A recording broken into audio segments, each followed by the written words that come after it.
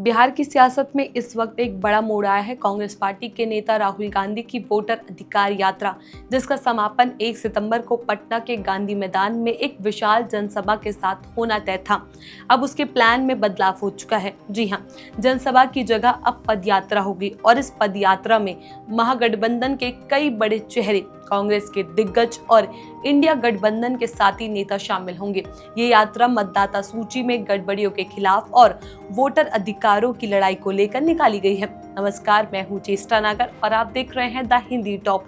तो आइए अब हम आपको विस्तार से बताते हैं आखिर ये बदलाव क्यों हुआ, कौन कौन इस यात्रा में शामिल होगा और बिहार की राजनीति पर इसका क्या असर पड़ सकता है।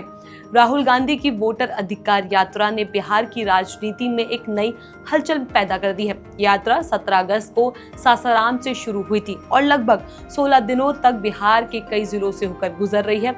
रोहतास, औरंगाबाद, गया, नालंदा, लखीसराय, कटिहार, पूर्णिया, मधुबनी, दरभंगा और मुजफ्फरपुर जैसे जिलों से जनता से जुड़ते हुए इस यात्रा ने माहौल बनाया।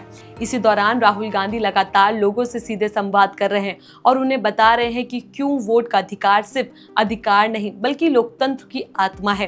पहले से तय कार्यक्रम के मुताबिक इस यात्रा का समापन पटना के गांधी मैदान में एक बड़ी जनसभा के साथ होना था। कांग्रेस महासचिव के.सी. वेणुगोपाल ने इसकी घोषणा भी की थी, लेकिन अब तस्वीर बदल चुकी है। सूत्रों ने बताया है कि अब समापन कार्यक्रम जनसभा नहीं बल्कि पदयात्रा होगी, यानी गांधी मैदान से लेकर पटना हाईकोर्ट के पास स्थित बाबा साहिब भीमराव अंबेडकर की प्रतिमा तक एक पैदल मार्च निकाला जाएगा। इसमें राहुल गांधी के साथ साथ तेजस्वी यादव और महागठबंधन के अन्य बड़े नेता भी कदम से कदम मिलाकर चलेंगे। अब बड़ा सवाल ये है कि जनसभा की जगह पद यात्रा क्यों? तो इसकी दो अहम वजह सामने आई। पहली वजह यह है कि 1 सितंबर को इंडिया गठबंधन के कई बड़े नेता उपलब्ध नहीं हो पाएंगे। कार्यभार और कार्यक्रमों की टकराहट के कारण उनकी उपलब्धियों पर संकट बन गया है। दूसरी वजह है कि कांग्रेस और महागठबंधन अब जनता से जुड़ने के लिए सड़क पर उतरने वाले कार्यक्रमों को ज्यादा प्राथमिकता दे रहा है। पदयात्रा का सीधा असर आम जनता पर पड़ता है, क्योंकि लोग सीधे नेताओं के साथ कंधे से कंधा मिलाकर चलते हैं। सूत्रों के मुताबिक पदयात्रा के अंत में राहुल गांधी, तेजस्वी यादव और महागठबंधन के अन्य नेताओं का छोटा सा जनसंवाद भी होगा। इससे जनता को संदेश जाएगा कि विपक्ष सिर्फ मंच से भाषण नहीं दे रहा, बल्कि आम लोगों के बीच जाकर उनकी आवाज सुन रहा है।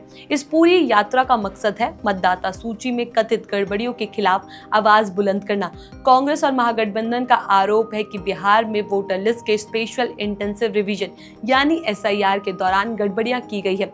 कई वोटर लिस्ट से गायब है, कई नाम डुप्लीकेट है और कई जगह नए वोटरों का नाम दर्ज ही नहीं हो पाया।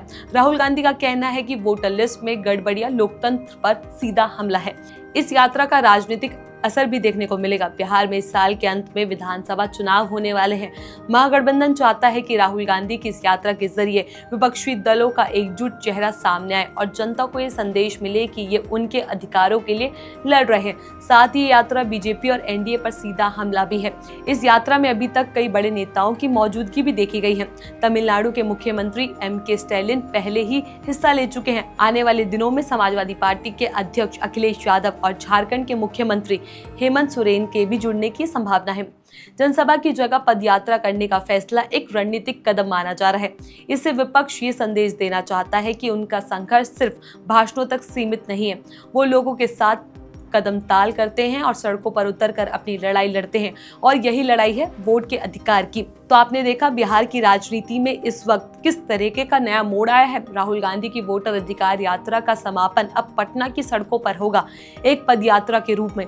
इस यात्रा के जरिए कांग्रेस और महागठबंधन जनता को संदेश देना चाहती है कि लोकतंत्र की असली ताकत वोट है। इस अधिकार की रक्षा के लिए हर कीमत पर लड़ाई की जाएगी। आने वाले विधानसभा चुनावों में इस यात्रा का असर कितना देखने को मिलता है, ये तो वक्त बताएगा। लेकिन इतना साफ है कि बिहार की राजनीति में ये पदयात्रा एक बड़ा संदेश छोड़ जाएगी। इस खबर पर आपका क्या कुछ कहना है, अपनी राय हमें नीचे कमेंट बॉक्स में जरूर बताएं।